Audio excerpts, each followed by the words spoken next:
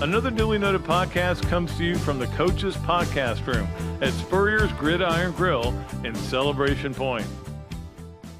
Okay, and welcome to another Dooley Noted podcast presented by Titan MRI from the Meldon Law Gator Studios. Coach Spurrier will be by later today, so will Robbie Andrew, as they always are on Mondays, and we look forward to that. Thursday, Urban Meyer will join us. That should be a lot of fun. I did want to mention that Tuesday, tomorrow night, at the Gainesville Quarterback Club, Alyssa Lang will be speaking. If you want to join, I'm a big proponent of the Gainesville Quarterback Club, and they have the best speakers. And I speak too every week. So, I mean, that like you don't get enough of me, but it is really a good thing. Great food. Have a great time there. The fellowship's tremendous.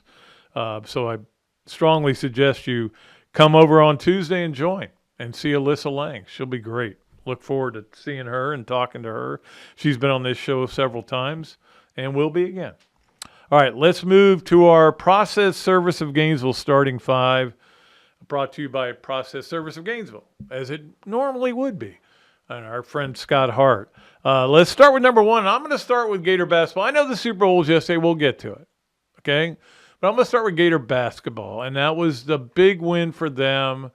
They're not in anything. Don't anybody think that they're in anything, but they're in good shape. They're in way better shape than they were 3 weeks ago. And that win was good. I was stunned by how easily they handled a really good team. Now, you can make an argument that Auburn's a home team, that they're really good at home, not as good on the road.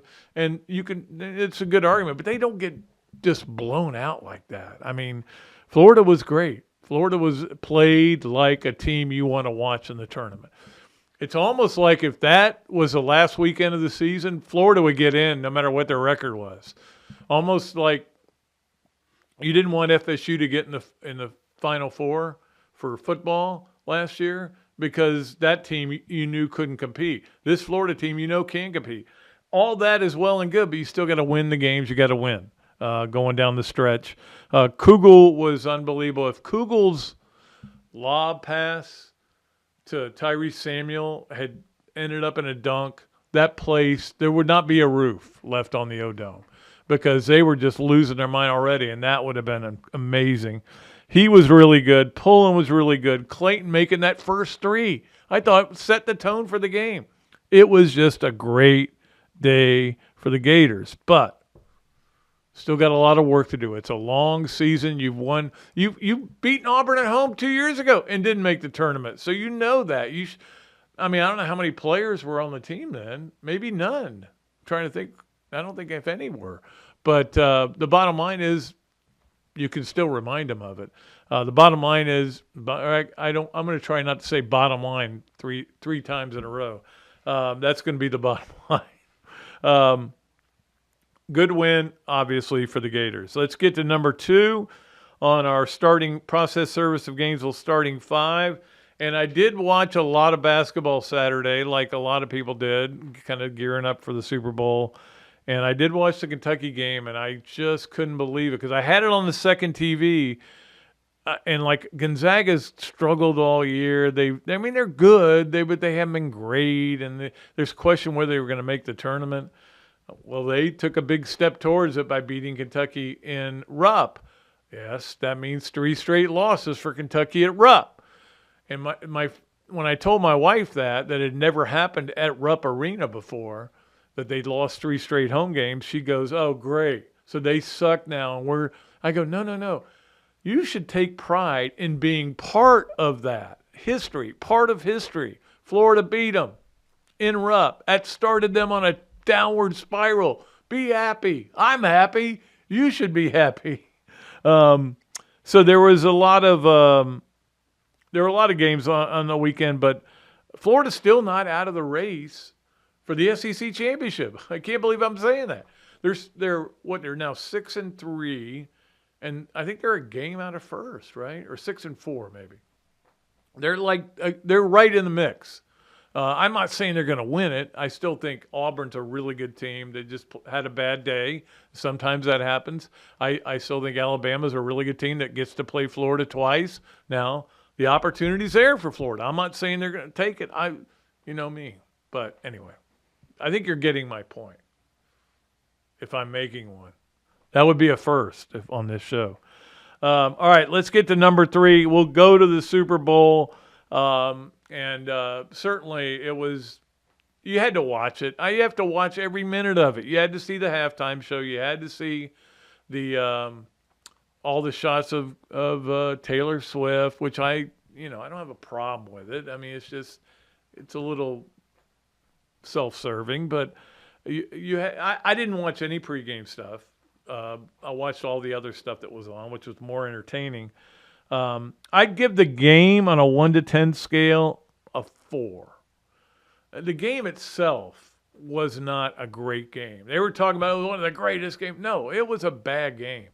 There was an amazing amount of punts in that game.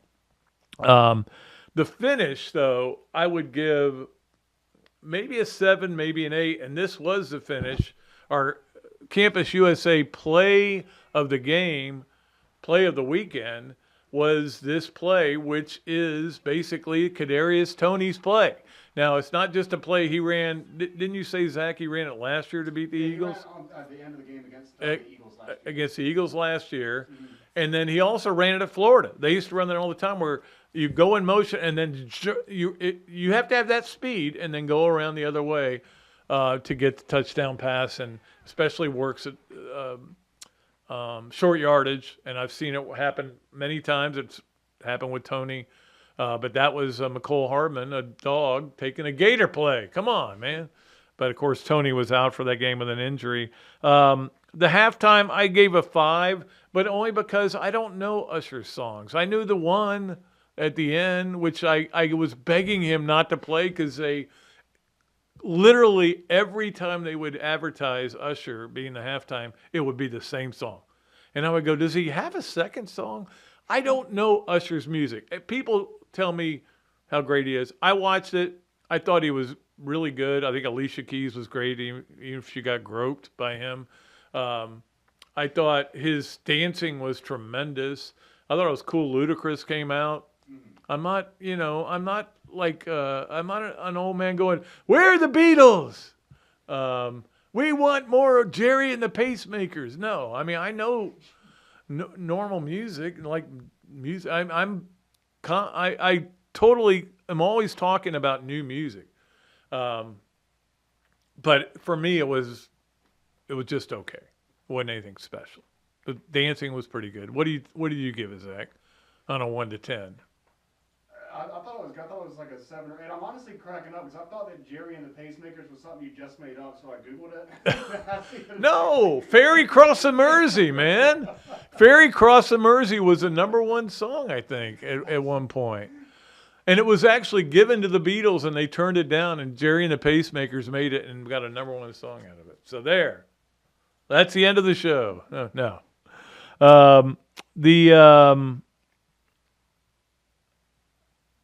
What was I going to say? The halftime was a 5. The commentating, I got fed up with Tony Romo.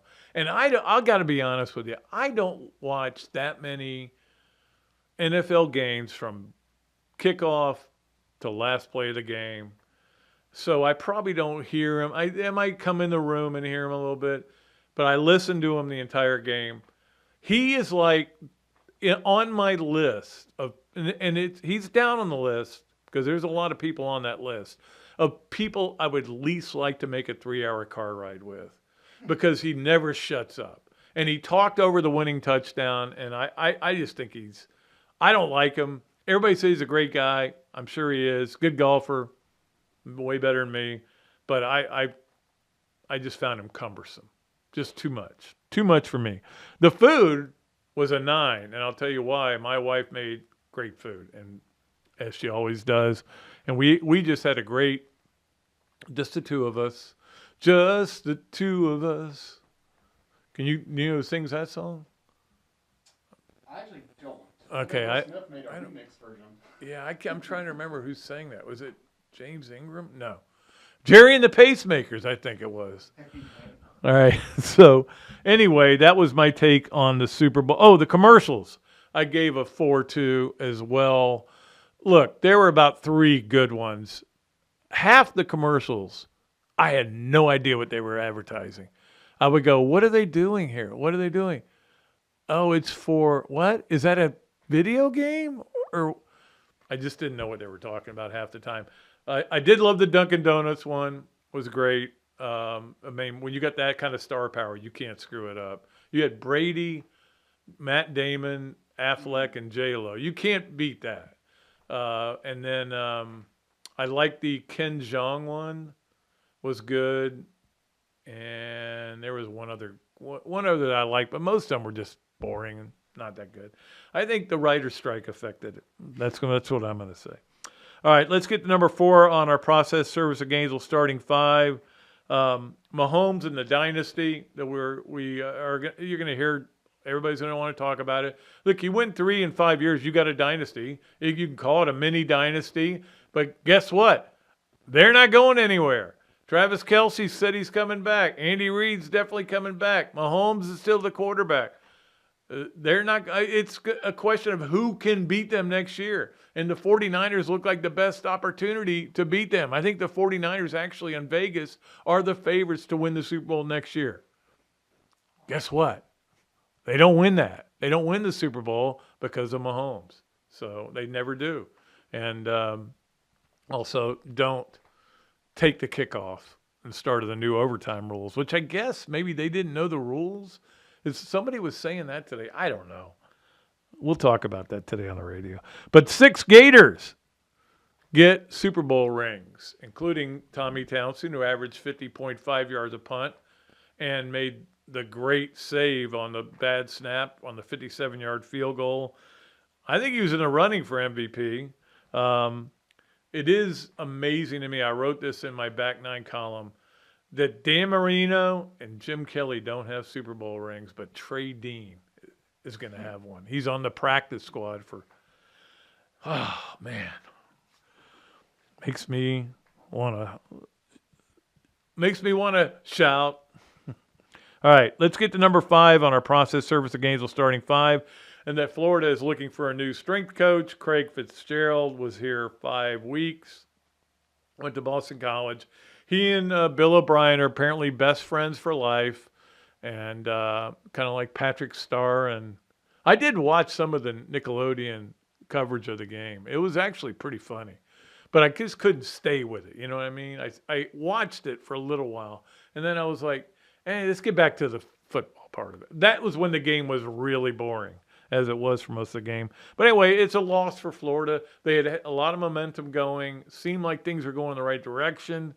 That's a loss for them. They got to make a great hire here. But look, it's Florida.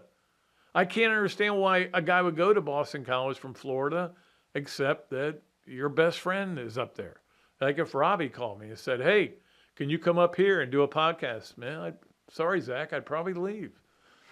Fair enough. Yeah. But you'd have to offer me a lot of money. But anyway, they'll figure it out, hopefully, and there'll be no problem. All right. That's going to do it for our opening segment on another Dooley Noted podcast. We'll be back, and we'll talk to Coach Spurrier and then to Robbie Andrew, and then we'll do all of our fun stuff as we always do. You are watching or listening to another Dooley Noted podcast presented by Titan MRI from the Meldon Law Gator Studio. Hello there, everybody. I'm Pat Dooley, of course, from another Dooley Noted podcast. This is a great Adam Brewer, and he's just opened up a place here, Adam Brewer To Go. What gave you the idea to do this, to have a to-go place like this? We really like the fast concept, being able to get the barbecue. Now we have this new online ordering. So before it was a call ahead carry out, quick service. We have like a curbside kind of a deal where everything's ready to go for you. And then we thought, wow, we have a really great dine-in concept, but how can we make this streamlined for the customer and make it easy and accessible for all parts of town? Adam's Rib Co. To Go. Come on down and enjoy it.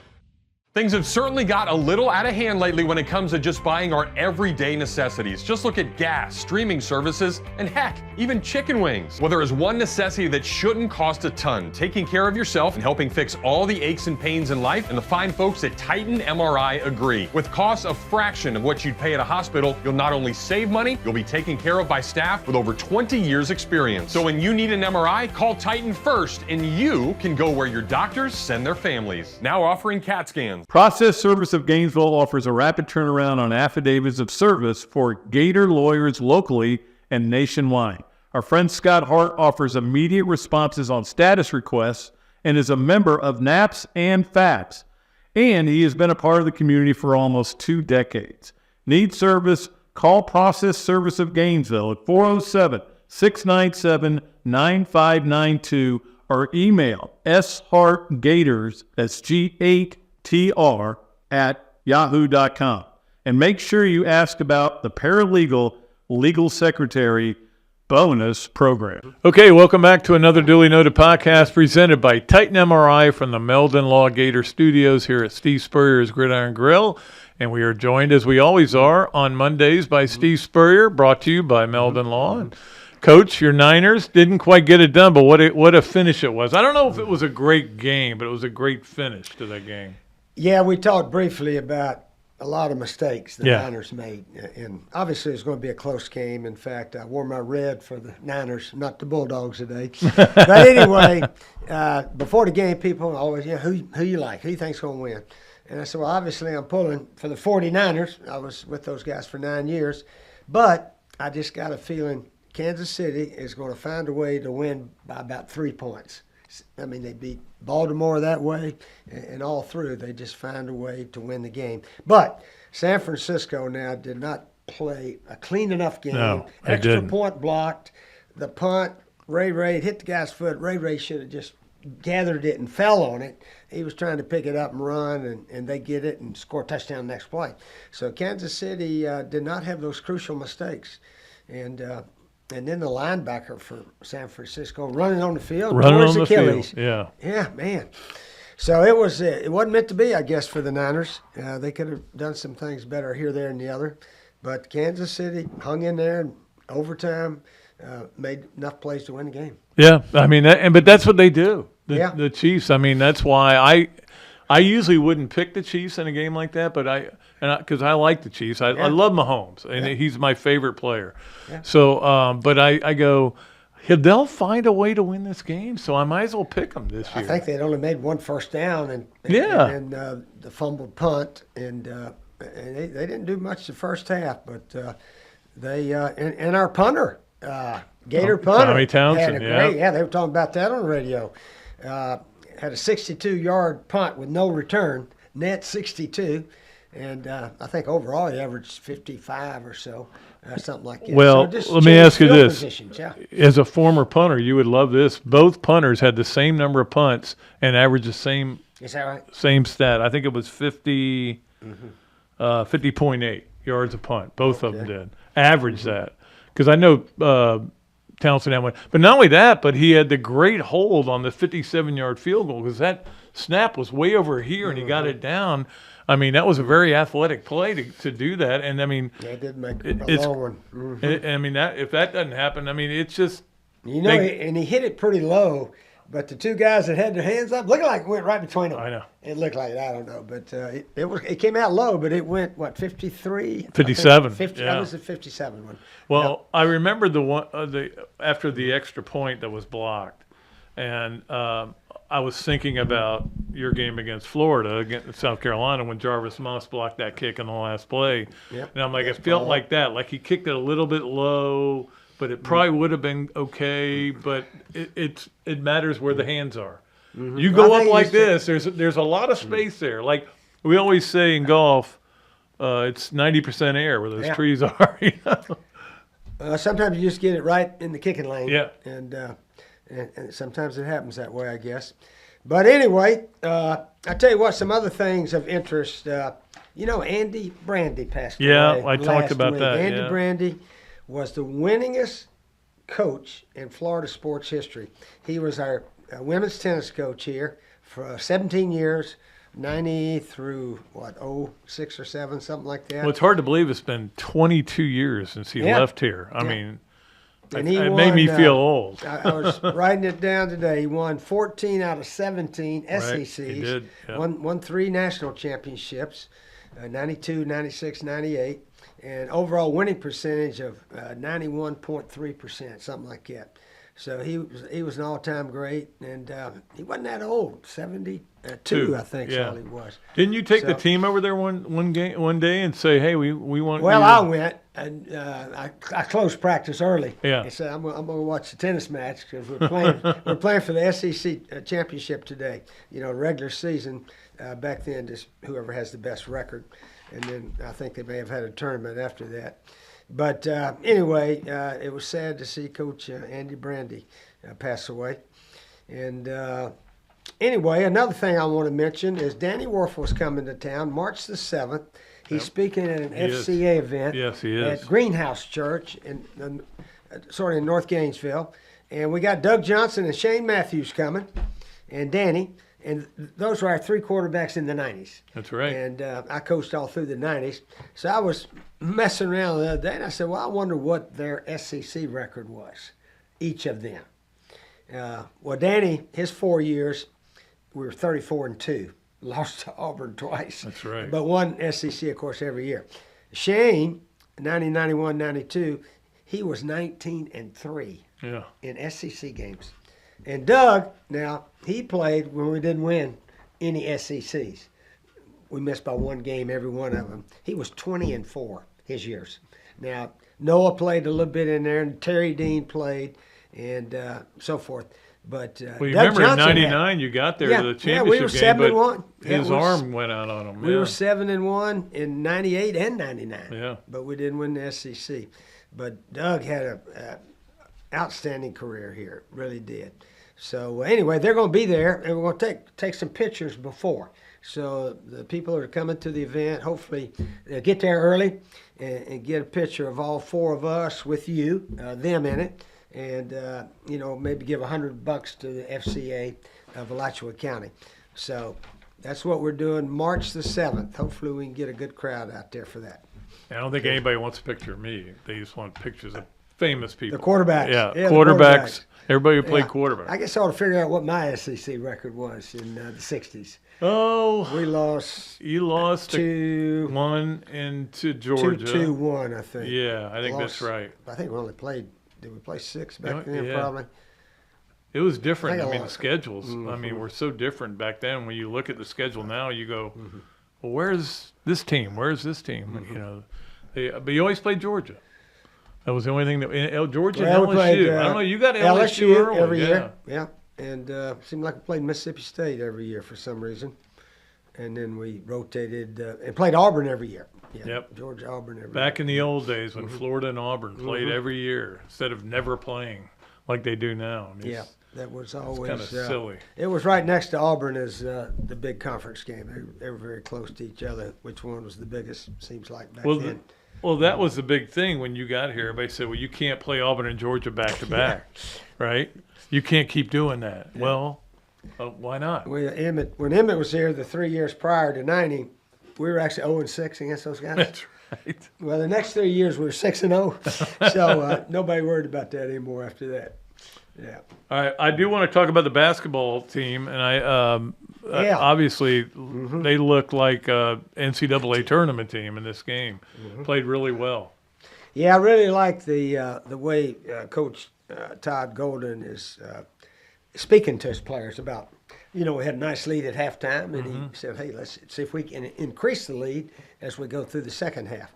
And they did, and maintained that 20-point lead. Just I think the entire game, just about. And the attitude of we're not going to celebrate too much. Yeah, we'll wait at the end of the year and celebrate. And then even Kelly Ray Finley, they got a big win. Yeah, her ladies played the best they played all year in the fourth quarter.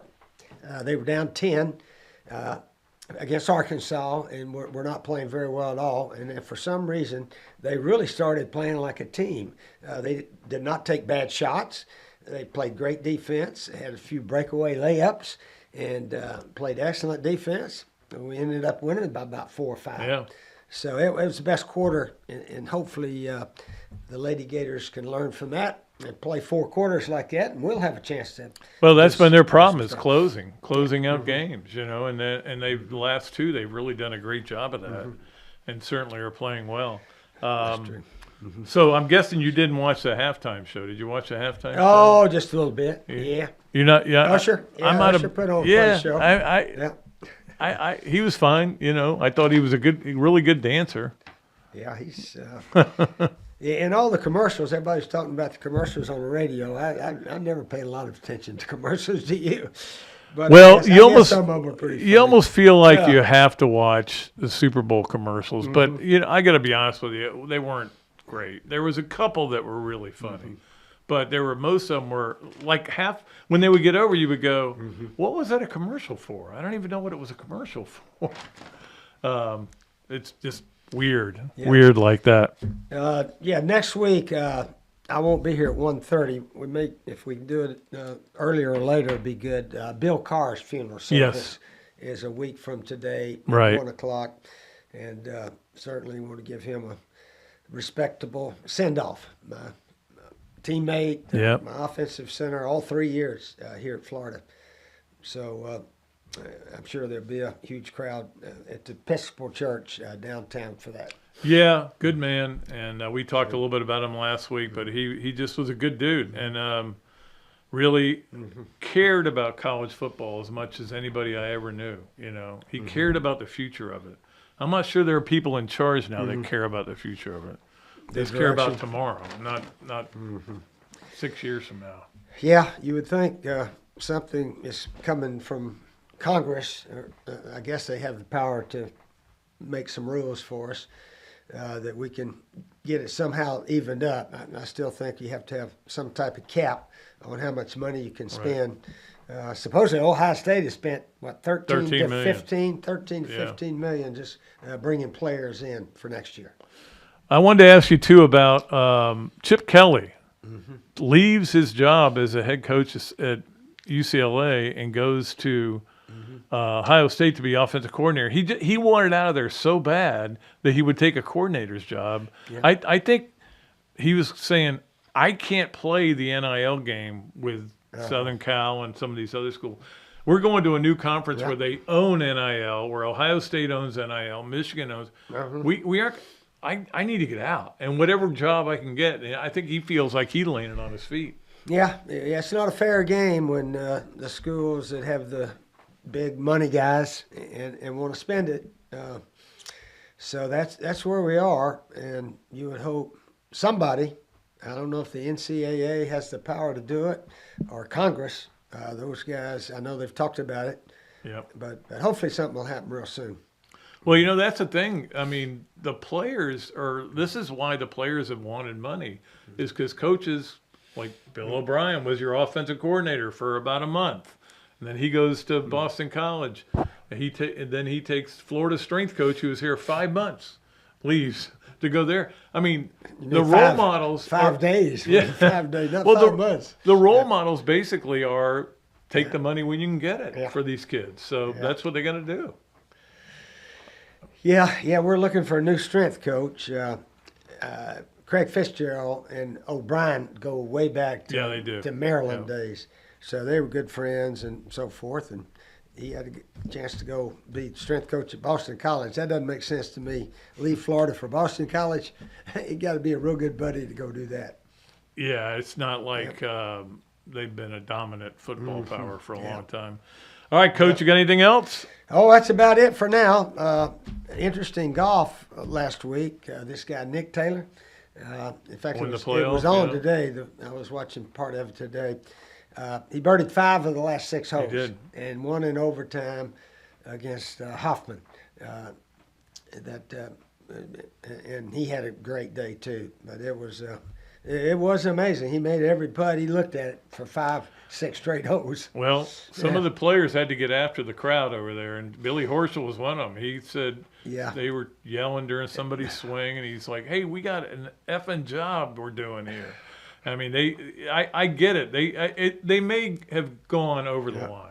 Well, to me sometimes it's interesting that golf, when they play the Ryder Cup, they get on the first tee, and some of the guys say, "Yell, scream, come on, I need some yelling." Yeah. And then, I know golf, you're supposed to be quiet, but I wonder if there's a baby over there that's crying. You're going to say, "That baby caused me to miss the putt." Yeah. I think don't worry about the noise. Just play your game. And I know everybody's used to it being quiet, but it's a different day. We got fans all over the place. They're going to yell and scream, drink too much. And obviously at Phoenix, they drink way too much. Well, they had to cut beer sales. They had to cut it out. Yeah, those guys, they're too much there. But anyway, that was, I don't know if you can keep everybody quiet. Well, I remember at 95 when you're going to the Fiesta Bowl and the, what were they called? These group of guys that were in charge of the Fiesta Bowl came to Gainesville and had a margarita party for us. And I knew right then that these guys were a different crew, but back in the old days, the quarterback come up to the line. If the crowd was too loud, in fact, that might have helped win a game for us. We're playing Tennessee in Knoxville. In fact, Reggie White was playing back then, 82. Right. And opening game of the season, and we had a 1-point lead with about 10 minutes left, and they punted dead on our 1-yard line, and we had to try to win the game. We had a 1-point lead, 25-24, and I sent in a pass play, and they were in the wrong coverage. They were didn't have a chance, so I yelled at Ben, crowd noise. So he looked at the referee, said, "I can't hear." He jumped in there and stopped it. Now, penalty from the one wouldn't mean anything. But anyway, he stopped it, and I got a run play in. Dang, we ran for about 8 yards. And then we ran from our 1-yard line to their 1-yard line. Only threw, I think, 2 passes the whole drive and ran out the last 10 minutes of the game. So I used to tell the guys, look at me. If it's a bad play, we'll appeal for crowd noise. Perfectly illegal. But now it's like it's a badge of honor to have. Yeah, you don't get that anymore. No. Yeah. You can't make that is. I have never thought about that. You can't make the crowd stop anymore. It's history. But those are the old days. Yep. In our day, we'd make crowd noise. Anyway. All right. We'll be back next week with Coach. We'll figure out a time, Coach. Time to come in. But we appreciate him for being on. We'll be back with more of another Dooley Noted podcast presented by Titan MRI from the Meldon Law Gator Studios at Steve Spurrier's Gridiron Grill. I was driving behind a lady, and very suddenly she moved out of the way. There was a log laying in the road, and when I hit my brakes, I went on top of the log. I had 280 discs. I just haven't been the same since. Jeffrey Meldon fought for me all the way. Him and his team really went there for me. Throughout the whole lawsuit, he made sure that my bills was paid. It was never no whenever I called him and asked him for something. Call Meldon Law right now. Great food, great atmosphere, a diverse menu, everything made from scratch, plenty of space, and locally owned. These are all the characteristics of a great restaurant, and you can find each and every one of them right here in Gainesville at Ballyhoo Grill. Ballyhoo Grill prepares all of their food fresh every day, from their salad dressing to their award-winning soups. Bring your family and enjoy dinner under the Tim Trebo Tiki Hut while listening to live music. Or if you're running low on time to eat out, they also deliver through Uber Eats, Fight Squad, and Postmates. A Gainesville staple that's been open for over 30 years. Check out Ballyhoo Grill on Facebook or at ballyhoogrill.com. Another duly noted podcast comes to you from the Coach's Podcast Room at Spurrier's Gridiron Grill in Celebration Point. You can watch and listen to us on Facebook and YouTube for every podcast that we do on Mondays and Fridays at 2 o'clock. Listen to the podcast whenever on Apple Podcasts, Spotify, Google Podcasts, Overcast, any of the other 39 platforms where you can find this podcast or your favorite podcast. Remember to like, follow, and subscribe. If you have any questions or comments, leave them in the comments section below or call me if you want to do some advertising at 352-317-3444. Okay, welcome back to another duly noted podcast presented by Titan MRI from the Meldon Law Gator Studios. We want to talk to our friend Robbie Andrew and see about his Super Bowl experience. Robbie, how was it? It was good, Pat. It was quiet. Jill and I in the man cave watching it and had some food and stuff. It was good. I enjoyed it. It was an entertaining game. That's what Karen and I did. We just made wings, and she made some ham and cheese sliders and some other snacks and a couple of beers, and she had a glass of wine. We just watched the game and enjoyed it. I mean, it's so different from the old days when we used to have or go to massive parties. But when you get to be 100, yeah, and it's a lot easier to concentrate on the game when you're home alone instead of with a bunch of people too. Yeah, as you get older, like. All right, let me ask you this question. Let me guess Reba McEntire's age. Guess her age? Yeah. I would say 58. God, I thought she was older than that. She's 68. God, I can't believe that. She doesn't look like it. No, she's like in your category right there. Yeah. Just a year behind you. I know. Yeah, she sure looks good for an old lady like that. Yeah. Well, I think that was the most Googled question last night's Super Bowl. How old is Reba McEntire? Or is Reba McEntire still alive? I think I asked Jill that last night, too. I think I asked Jill that last night, too, after she sang the... I asked Karen that. Yeah. And I think she didn't want to know because she was looking there going, she's probably older than me, and, And looking...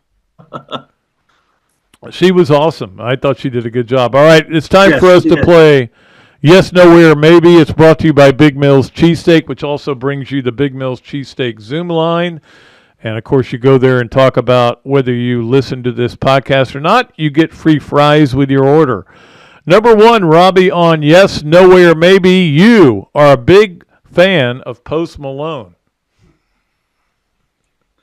Pat, you want me to be honest with you? When he came on last night and I go to Jill, who is Post Malone? And she couldn't believe I didn't even know who he was. So No. She texted our chain of people that you didn't know who he was. And I'm like, well, I can get that. The only reason I know who he is because I've seen him on Saturday Night Live. Well, see, I hadn't. And then later, there was a commercial. It was Dean Martin singing. I go, that's Dean Martin. Like Jill goes, nobody's going to know who that is. Young people, just old people. Oh, Larry. All right. Number two. I've never heard of the guy. No. Well, it's funny remember when Mike Tyson got that tattoo on his face and everybody was making fun of him and he was nuts and crazy? Yeah. Now you see it all the time. There's guys with tattoos on their face.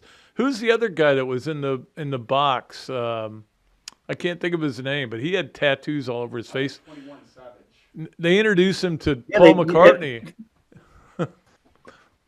And facial tattoos are normal now. Nah, they're not normal in my generation. In my day, if we got a tattoo, we hit it in our groin.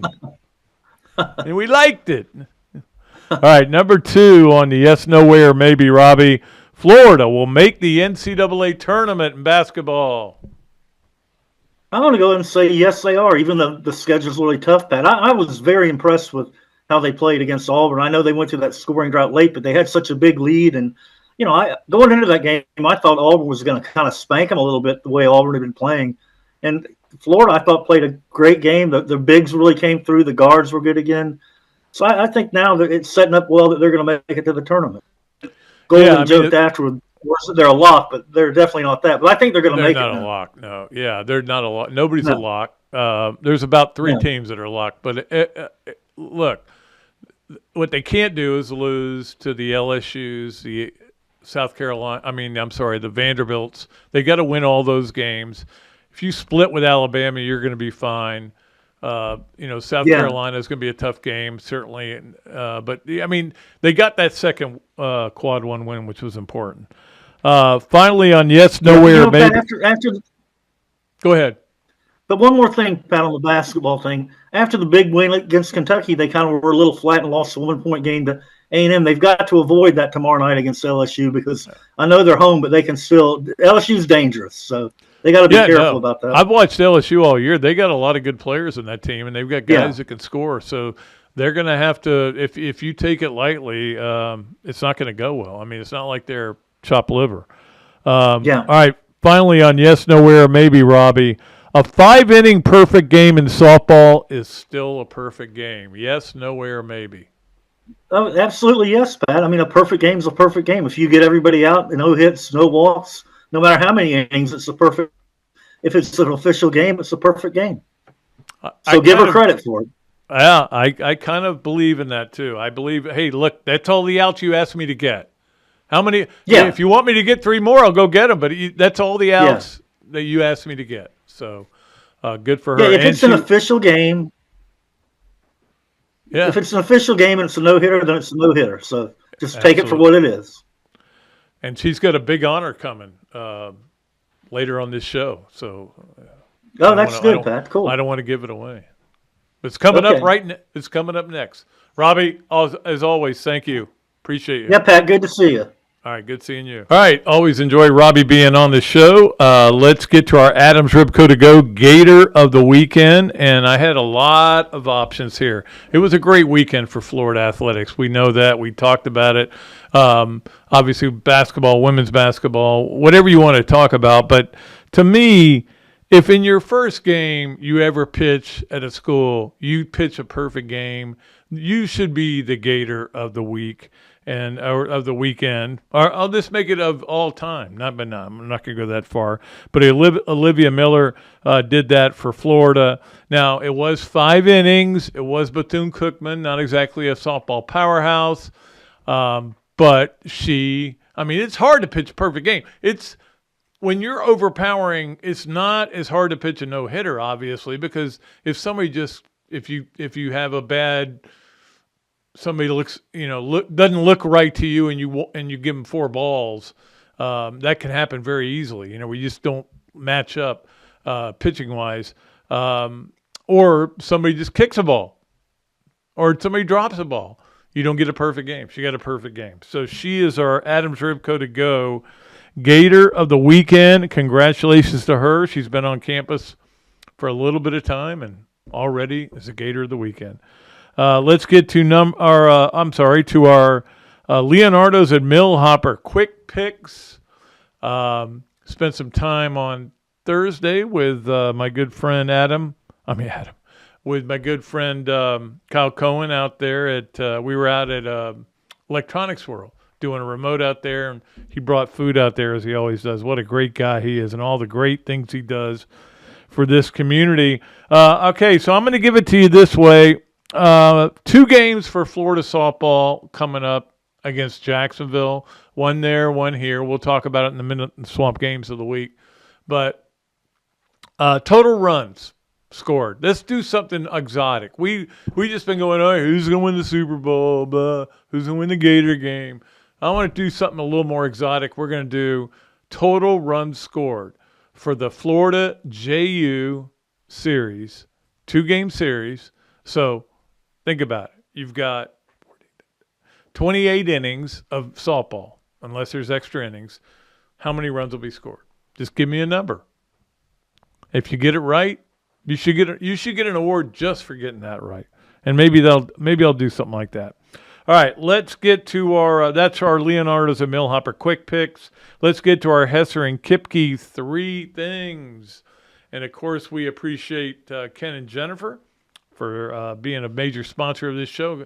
And Hesser and Kipke is a Gainesville law firm specializing in the areas of workers' family law and workers' compensation. If you're a loyal listener of this show, you know who we are by now. If not, Google the firm, check out the reviews, and hear what our clients have to say.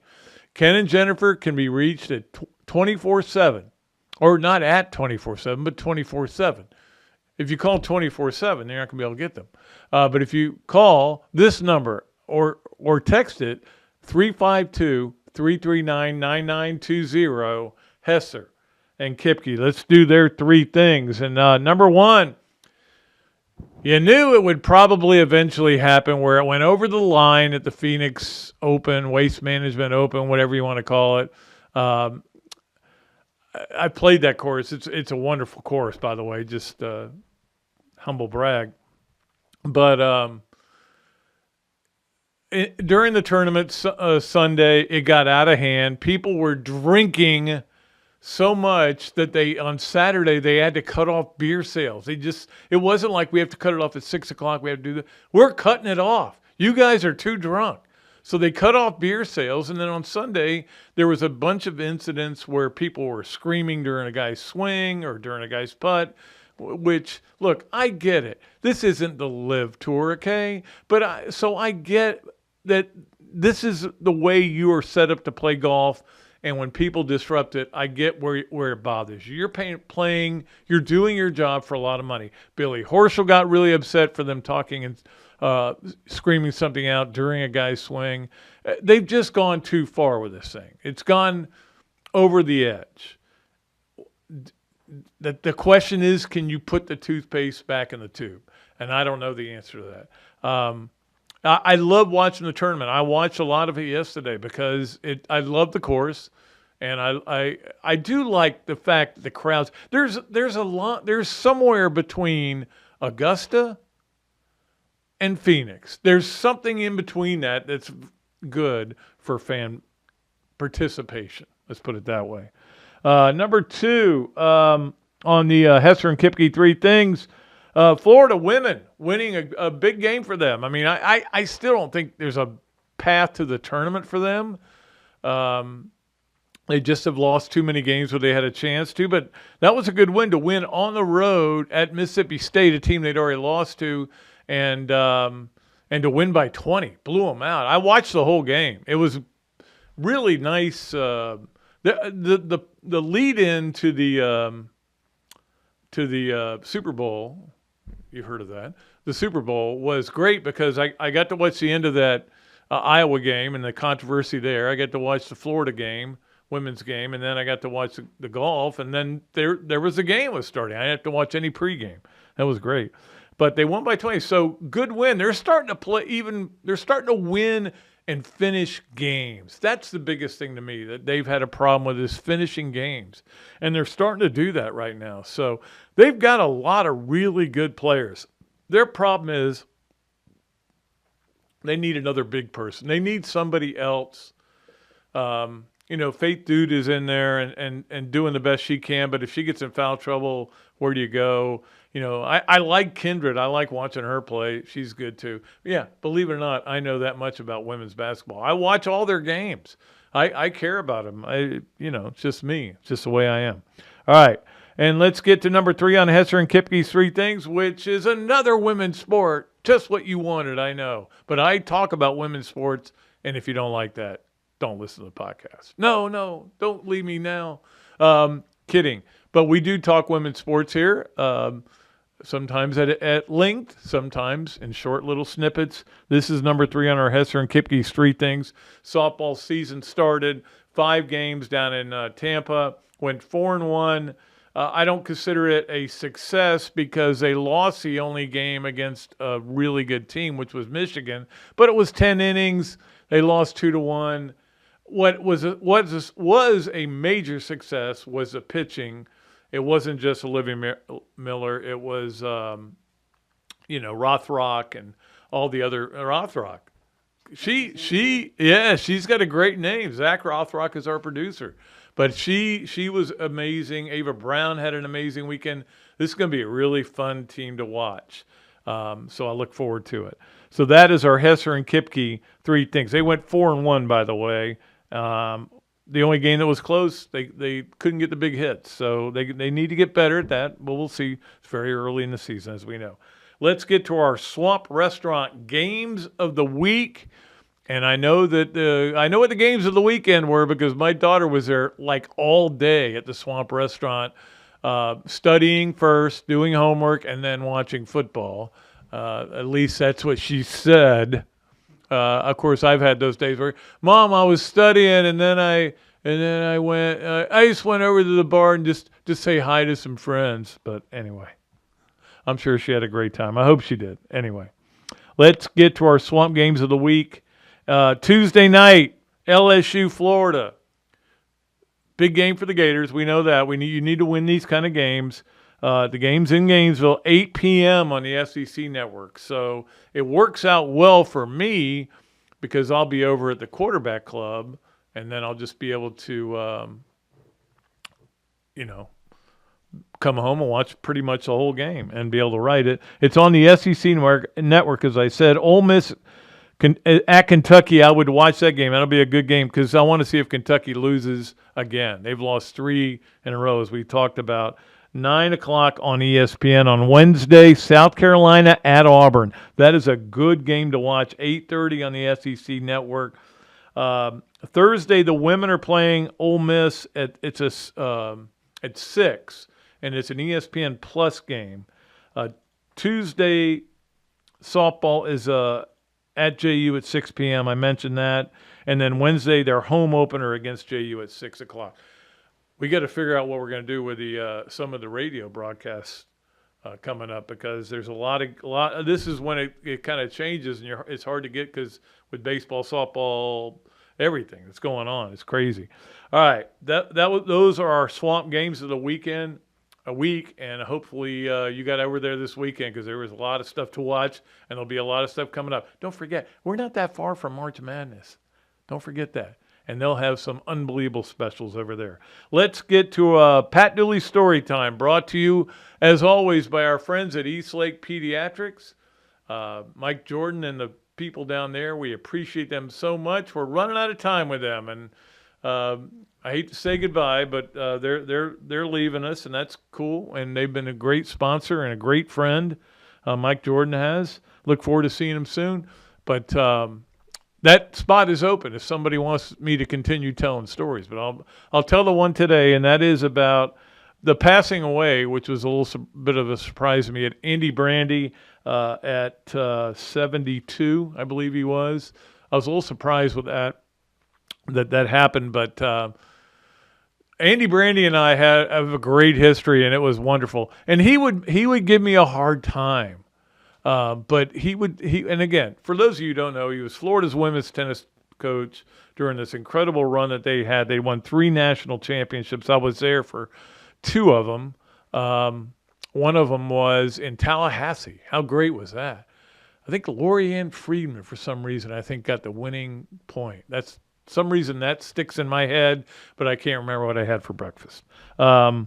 But Andy Brandy, in his career, 460 and 43. That was his winning percentage. Okay? But I can't believe it was 22 years ago that he left Florida, because it seems like it was just yesterday. He was a good dude, and he would give me such a hard time. Pat Dooley, what are you doing here? You should be over there with the football team. That's what everybody wants to read about. And I go, I know, Andy, I know.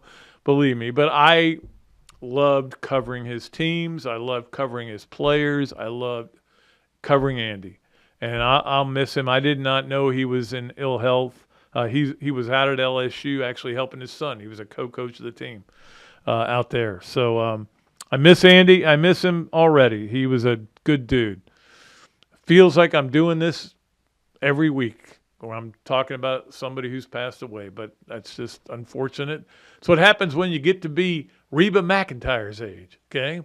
All right, let's go. We'll get out of here. How about that? We'll be done. We'll be done with the show, and we'll come back Thursday. Don't forget, Urban Meyer. Can't wait for that on another duly noted podcast presented by Titan MRI from the Meldon Law Gator Studios. Until next time, I am Pat Dooley, and I am deep. I am way back, and I am out of here.